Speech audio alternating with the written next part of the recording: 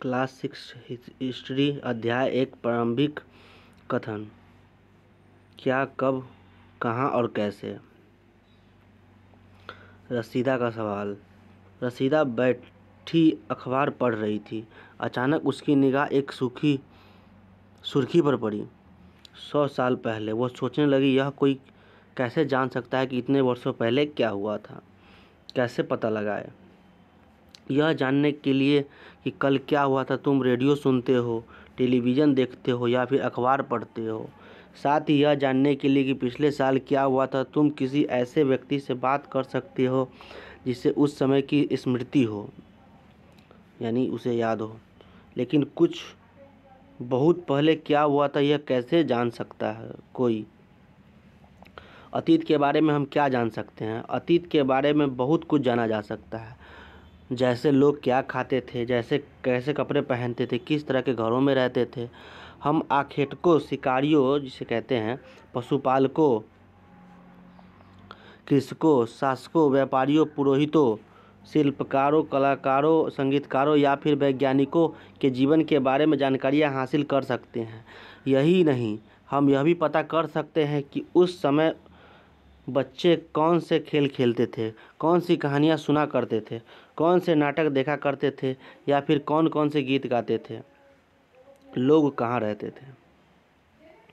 मानचित्र पृष्ठ 2 में नर्मदा नदी का पता लगाने के लिए कह रहा है। कई लाख वर्ष पहले से लोग इस नदी के तट पर रह रहे हैं। यहाँ रहने वाले आरंभिक लोगों में से कुछ कुशल संग्राहक थे जो आसपास के जंगलों की विशाल संपदा से परिचित थे। अपने भोजन के लिए वे जड़ें, फलों तथा जंगल के अन्य उत्पादकों का यहीं से संग्रह किया करते थे। वे जानवरों का आखेट यानी शिकार किया करते थे।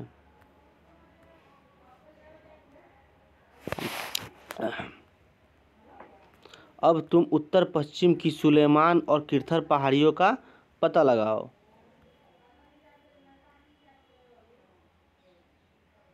ये किर्थर पहाड़ी हो गया और ये सुलेमान पहाड़ी हो गया और नर्मदा नदी यहाँ पे है जो मध्य प्रदेश में मुख्य रूप से बहती है। इसी क्षेत्र में कुछ ऐसे स्थान हैं जहाँ लगभग 8000 वर्ष से स्त्री पुरुषों ने सबसे पहले गेहूँ तथा जौ जैसे फसलों को उपजाना आरंभ किया था। सुलेमान और किर्थर पहाड़ियों में सबसे पहले गेहूँ और जौ उगाया गया था। उन्होंने भेड़, बकरी और गाय बैल जैसे पशुओं को पालतू बनाना शुरू किया। ये लोग गाँव में रहते थे। उत्तर पूर्व में गारो तथा मध्य भारत में विंध्य पहाड़ियों का पता लगाओ। गारो उत्तर पूर्व में है, देखिए गारो पहाड़ियाँ यहाँ पे है। मध्य भारत में विंध्य पहाड़ियाँ जो इस क्षेत्र में है। ये कुछ अन्य ऐसे क्षेत्र थे जहाँ कृषि का विकास हुआ था। जहाँ सबसे पहले चावल उपजाया गया था वे स्थान विंध्य के उत्तर में स्थित थे। विंध्य के उत्तर में पड़ यानी उपमहाद्वीप का प्राकृतिक मानचित्र। हिंद महासागर,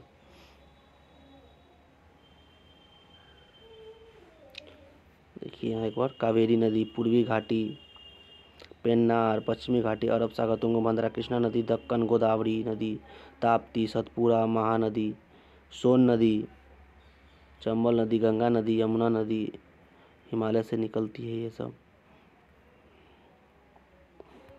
हिमालय, थार मरुस्थल, सिंधु नदी, काबुल नदी, झेलम नदी, झेलम आके सिंधु नदी में मिलती है। चेनाब भी चेनाब, रावी नदी चेनाब में आके मिलती है। ब्यास नदी चेनाब में आके मिलती है। सतलुज नदी भी चेनाब में आके मिलती है, झेलम में आके मिलती है और झेलम नदी आकर सिंधु नदी में मिलती है। गारो, गंगा नदी। मानचित्र पर सिंधु तथा इसकी सहायक नदियों का पता लगाने का प्रयास करो। सहायक नदियों उन्हें कहते हैं जो एक बड़ी नदी में मिल जाती है। लगभग 4700 वर्ष पूर्व इन्हीं नदियों के किनारे कुछ आरंभिक नगर फले फूले। गंगा व इसकी सहायक नदियों के किनारे समुद्री तटवर्ती इलाकों में नगरों का विकास लगभग 2500 वर्ष पूर्व हुआ। गंगा तथा इसकी सहायक नदी सोन नदी का पता लगाओ।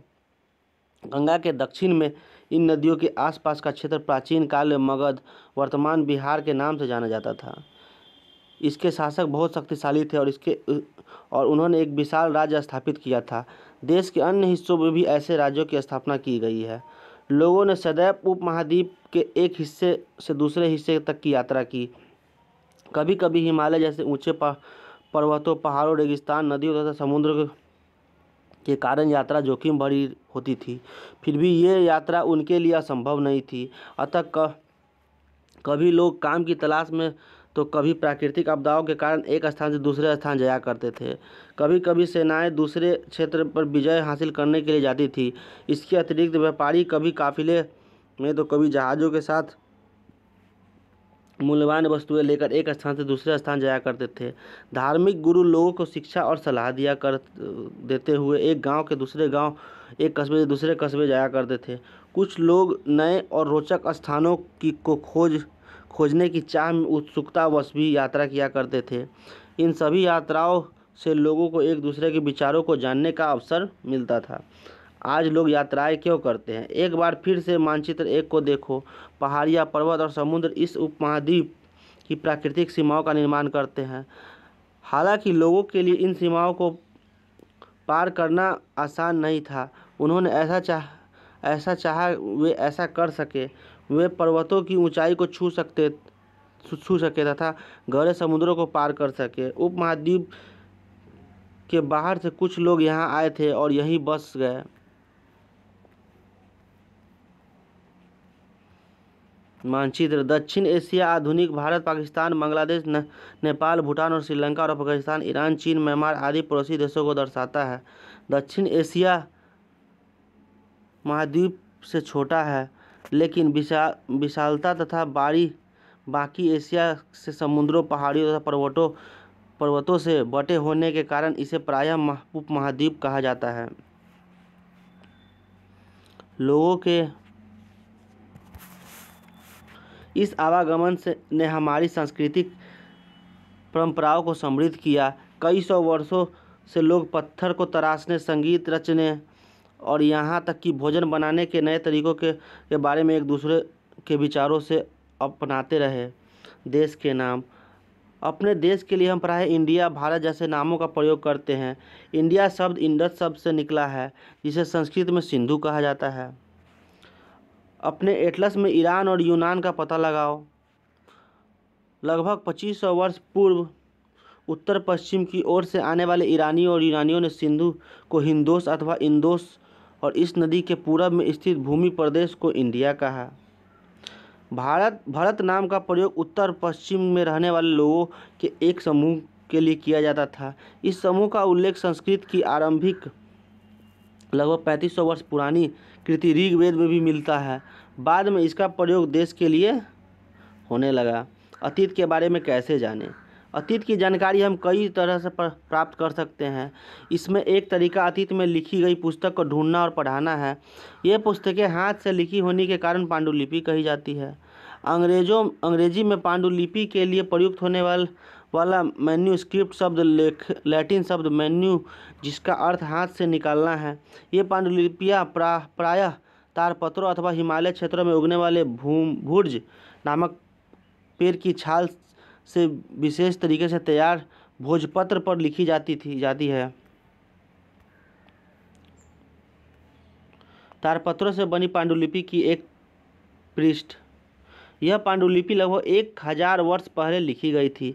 किताब बनाने के लिए एक ताड़ के पत्तों को काटकर उसे अलग अलग हिस्सों में एक साथ बांध दिया जाता था। भुर्ज पेड़ की छाल से बनी ऐसी एक पांडुलिपि को तुम यहाँ देख सकते हो। पांडुलिपि है। इतने वर्षों में इसमें से कई पांडुलिपियों को कीड़ों ने खा लिया था, कुछ नष्ट कर दी गई। फिर भी ऐसी कई पांडुलिपियाँ आज भी उपलब्ध है। ये पांडुलिपियाँ मंदिरों और विहारों में प्राप्त होती है। इन पुस्तकों में धार्मिक मान्यताएं व व्यवहारों, राजाओं के जीवन, औषधियों तथा विज्ञान आदि सभी प्रकार के विषयों की चर्चा मिलती है। इसके अतिरिक्त हमारे यहाँ महाकाव्य, कविताएं तथा नाटक भी हैं। इसमें से कई संस्कृत में लिखे हुए मिलते हैं, जबकि अन्य प्राकृतिक और तमिल में है। प्राकृतिक भाषा का प्रयोग आम लोग करते थे हम अभिलेखों का भी अध्ययन कर सकते हैं।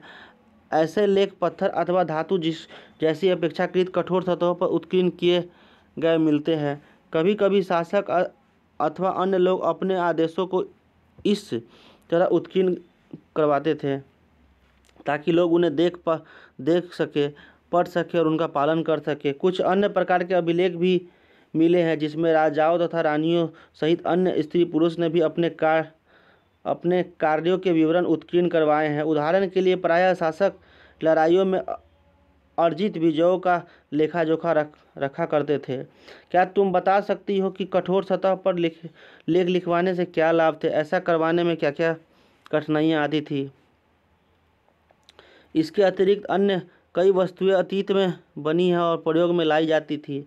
ऐसी वस्तुओं का अध्ययन करने वाला व्यक्ति पुरातात्विकविद कहलाता है। पुरातात्विकविद पत्थर और ईंट से बनी इमारतों के अवशेष, चित्रों तथा मूर्तियों पढ़ लेते। लगभग 2250 वर्ष पुराना यह अभिलेख वर्तमान अफगानिस्तान के कंधार से प्राप्त हुआ है। यह अभिलेख अशोक नामक शासक के आदेश पर उत्कीर्ण करवाया गया था। इस शासक के विषय में तुम अध्याय 7 में पढ़ोगी। जब हम कुछ लिखते हैं तब यह किसी भी लिपि का प्रयोग करते हैं। लिपियाँ अक्षर अथवा संकेतों की बनी होती है। जब हम कुछ बोलते हैं अथवा पढ़ते हैं तो हम एक भाषा का प्रयोग करते हैं। यह अभिलेख इस क्षेत्र में प्रयुक्त होने वाली यूनानी और अरामेइक नामक दो विभिन्न लिपियों की तथा भाषाओं में है।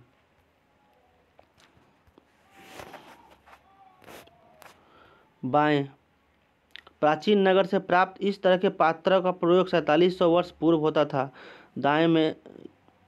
बाएं में इसका है, दाएं में सब इसका चर्चा हो रहा है। दाएं एक पुराना चांदी का सिक्का है। इस तरह के सिक्कों का प्रयोग लगभग 2500 वर्ष पूर्व होता था। हमारे द्वारा आज प्रयोग में आने वाले सिक्कों से यह सिक्का कैसे भिन्न है? वे औजार, हथियार, बर्तन, आभूषणों तथा सिक्कों की प्राप्ति के लिए छानबीन तथा खुदाई भी करते हैं। इनमें से कुछ वस्तुएं पत्थर, पक्की मिट्टी तथा कुछ धातु की बनी हो सकती है। ऐसे तत्व कठोर अथवा जल्द नष्ट हो जाने वाले होते हैं। पुरातत्वविद जानवरों, चिड़ियों तथा मछलियों की हड्डियां ढूंढते हैं। इससे उन्हें यह जानने में मदद मिलती है कि अतीत में लोग क्या खाते थे। वनस्पतियों के अवशेष बहुत मुश्किल से बच पाए हैं। यदि अन्न के दाने अथवा लकड़ी के टुकड़े जल जाते हैं तो वे जले हुए रूप में बचे रहते हैं। क्या पुरातत्वविदों को बहुधा कपड़ों के अवशेष मिले होंगे? पांडुलिपियों, अभिलेखों तथा पुरातात्विक के ज्ञात जानकारियों के लिए इतिहासकार प्रायः स्रोत शब्द का प्रयोग करते हैं। इतिहासकार उन्हें कहते हैं कि अतीत का अध्ययन करते हैं इतिहासकार प्रायः स्रोत के प्राप्त होते ही अतीत के बारे में पढ़ना बहुत रोचक हो जाता है, क्योंकि इन स्रोतों की सहायता से हम धीरे धीरे अतीत का पुनर्निर्माण करते जाते हैं। अतः इतिहासकार तथा पुरातत्वविद उन जासूसों की तरह है जो इन सभी स्रोतों का प्रयोग सुराग के रूप में कर अतीत को जानने का प्रयास करते हैं।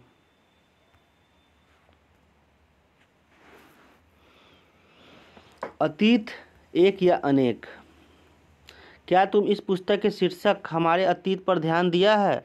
यहाँ अतीत का शब्द का प्रयोग बहुवचन के रूप में किया गया है। ऐसा इस तथ्य की ओर ध्यान दिलाने के लिए किया गया है कि अलग अलग समूहों के लोगों के लिए इस अतीत के अलग अलग मायने रखते थे। उदाहरण के लिए पशुपालकों अथवा कृषकों का जीवन राजाओं तथा रानियों के जीवन से तथा व्यापारियों का जीवन शिल्पकारों के जीवन से बहुत भिन्न था। जैसा कि हम आज भी देखते हैं, उस समय भी देश के अलग अलग हिस्सों में लोग अलग अलग व्यवहारों और रीति रिवाजों का पालन करते थे। उदाहरण के लिए आज अंडमान द्वीप के अधिकांश लोग अपना भोजन मछलियां पकड़, शिकार करके तथा फल फूल के संग्रहण द्वारा प्राप्त करते हैं। इसके विपरीत शहरों में रहने वाले लोग खाद्य आपूर्ति के लिए अन्य व्यक्तियों पर निर्भर करते हैं। इस तरह के भेद अतीत में भी विद्यमान थे। इसके अतिरिक्त एक अन्य तरह का भेद, उस समय शासक अपनी विजयों का लेखा जोखा रखते थे। यही कारण है कि हम उन शासकों तथा उनके द्वारा लड़ी जाने वाली लड़ाइयों के बारे में काफ़ी कुछ जानते हैं, जबकि शिकारी, मछुआरे, संग्राहक, कृषि अथवा पशुपालक जैसे आम आदमी प्रायः अपने कार्यों का लेखा जोखा नहीं रखते थे। पुरातत्व की सहायता से हमें उनके जीवन को जानने में मदद मिलती है। हालांकि अभी भी इनके बारे में बहुत कुछ जानना शेष है। तिथियों का मतलब, अगर कोई तुमसे तिथि के विषय में पूछे तो तुम शायद उस दिन, तारीख, माह, वर्ष जैसे 2000 या इस तरह का कोई और वर्ष बताओगी। वर्ष की यह गणना ईसाई धर्म प्रवर्तक ईसा मसीह के जन्म की तिथि से की जाती है। अतः 2000 वर्ष कहने का तात्पर्य ईसा मसीह के जन्म 2000 वर्ष के बाद से है। ईसा मसीह के जन्म से पूर्व की सभी तिथियां ईसा से पहले के रूप में जानी जाती है। इस पुस्तक में हम 2000 को अपना आरंभिक बिंदु मानते हुए वर्तमान से पूर्व की तिथियों का उल्लेख करेंगे। इतिहास और तिथियां। अंग्रेजी में बीसी, हिंदी में ईसा पूर्व का तात्पर्य बिफोर क्राइस्ट है, ईसा पूर्व होता है। कभी तुम तिथियों से पहले एडी हिंदी में लिखा पाते हो। यह एनो डोमिनी नामक दो लैटिन शब्दों से बना है तथा इसका तात्पर्य ईसा मसीह के जन्म के वर्ष से है। कभी कभी एडी की जगह सीई तथा बीसी की जगह बीसीई का प्रयोग होता है। सीई अक्षरों का प्रयोग कॉमन एरा तथा बीसी का प्रयोग बिफोर कॉमन एरा के लिए होता है। हम इस शब्दों का प्रयोग इसलिए करते हैं क्योंकि विश्व के अधिकांश देशों में अब इस कैलेंडर का प्रयोग सामान्य हो गया। भारत में तिथियों के इस रूप का प्रयोग लगभग 200 वर्ष पूर्व हुआ था। कभी कभी अंग्रेजी में बीपी अक्षरों का प्रयोग होता है, जिसका तात्पर्य बिफोर प्रेजेंट, वर्तमान से पहले है। पृष्ठ 3 पर 2 तिथियां हैं, उनका पता लगाओ कि इनमें तुम किस अक्षर समूह का प्रयोग करोगी।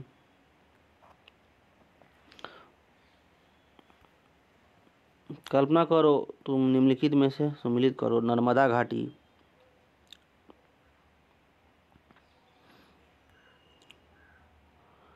गारो पहाड़ियाँ,